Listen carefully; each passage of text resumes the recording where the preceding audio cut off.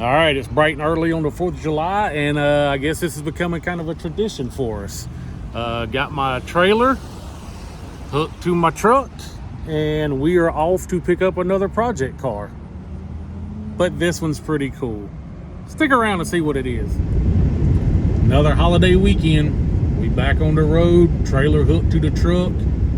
This time headed to the panhandle of Florida, right outside Panama City, to my wonderful Aunt Lisa's house to pick up a very special car I've been wanting for decades now.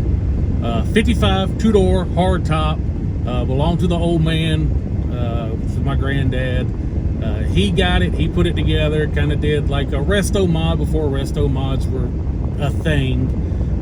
Real old school, like fuel injected LT1 deal in it, you know, etc., etc. Just really old school, but solid two-door hardtop, complete 55 Bel Air. Add to the collection. This is definitely one that will probably be with me forever. But let's go pick it up and see what we got to work with and get this road trip started.